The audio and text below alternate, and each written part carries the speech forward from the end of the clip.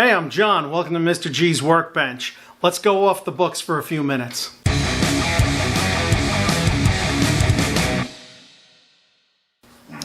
So, off the books was something I started doing. I think we've done one episode of it. It's basically where I give you a quick build review of something I built that I didn't do a video for. Today's project was the Revell P-51D Mustang in 1/32 scale. This is the kit that Revell originally came out with that didn't have the filleted tail. And I had that kit, and at the time I had a resin filleted tail for it. So this is the build I came up with out of that. So let's take a look at it and we'll go over it. So here's the build.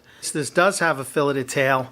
That's because I used a resin conversion. This is before Revell came out with their actual filleted tail kit.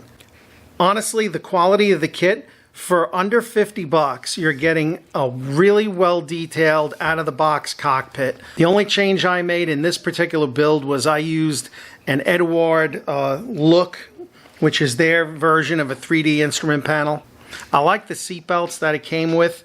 I was able to weather them up a little and get them to look a little bit more like material. All the decals are from Kagero. They had a set for the Pacific War, and I had issues with the decals, but they were, I believe those issues were like self-initiated. The starboard side national insignia creased up and wouldn't flatten out. Same issue with the number on the starboard side and the national insignia on the underside of the wing.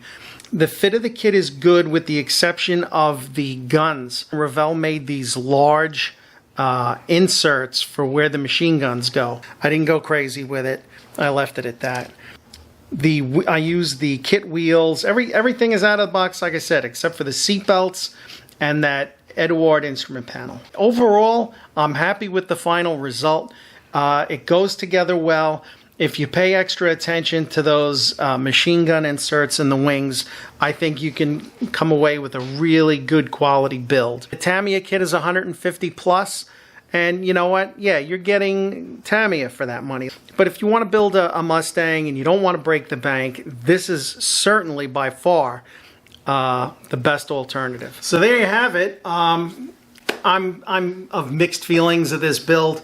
It didn't come out quite to the level that I wanted it to, but I was able to learn a lot from it. It's one of the few times I've done like an all, natural metal finish.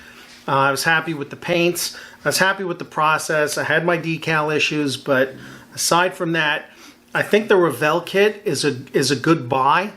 They can be had when you find them. You can have them for like under 50 bucks typically, and compared to 150, like I know Tamiya is Tamiya.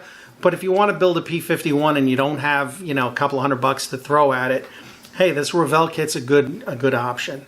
So hopefully I'll take what I learned from this build and I'll apply it to a better quality build next time. I want to do Hunt Hunter, Texas.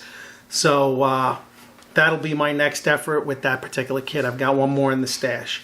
So let me know what you think of the build down below in the comments. Give me your feedback. If you've built this kit, let me know what you thought of it. Maybe send me a picture or two and I can commiserate with you if you had a bad time with it. But again, I think it's a good kit. So, I won't talk shit about it. So that's it for this off the books build. Thank you for stopping in. If you're a subscriber, thanks for subscribing. If you aren't, I hope this maybe changed your mind and you'll hit the bell and hit the subscribe button. And shout out as always to my channel member family. There go their names now. And until the next time we get together, thanks for stopping in. Appreciate the support. See you all next time. Stay well. Take care.